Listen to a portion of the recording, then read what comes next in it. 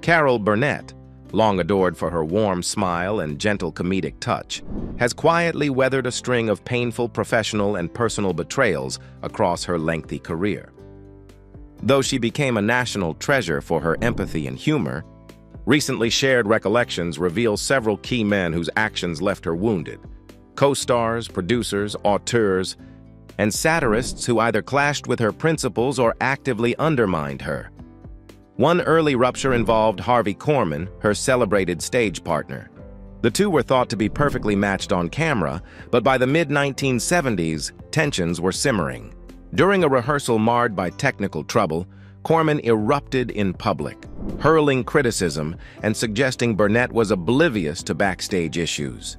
Calmly confronting his disrespect, Burnett told him he should leave if he couldn't treat colleagues with decency. Korman stormed out.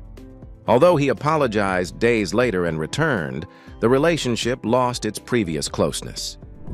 The widely reported on-set confrontation, often called the Studio 33 incident, became a cautionary tale about how fragile creative friendships can be when pride interferes. Her marriage to producer Joe Hamilton ultimately became another source of pain. The couple had once been both romantic and creative partners. Hamilton guided production while Burnett starred.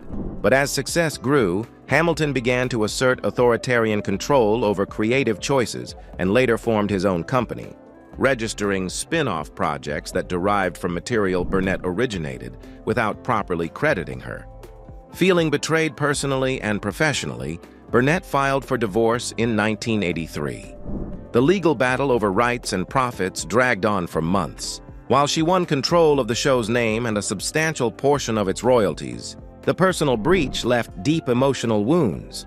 A disconcerting late-night phone call from Marlon Brando is another episode Burnett recounts. Initially flattering, Brando's conversation slid into territory that made Burnett uncomfortable and violated boundaries.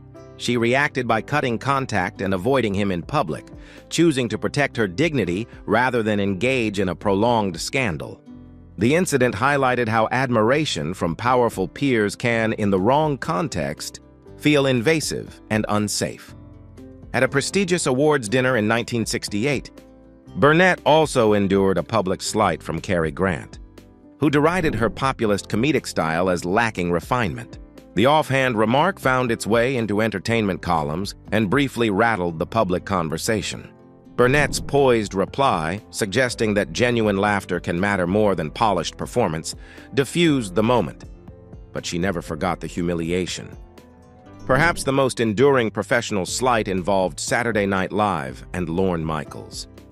Despite being a major conduit for American television comedy, Burnett never hosted SNL. Insiders alleged Michaels believed her brand of humor didn't align with the show's edgier, satirical tone. Over decades, this omission never fully healed.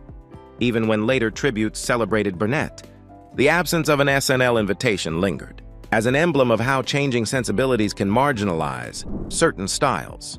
In the late 1970s, the attempt to replace Korman with Dick Van Dyke aimed to steady the show but quickly exposed mismatched styles.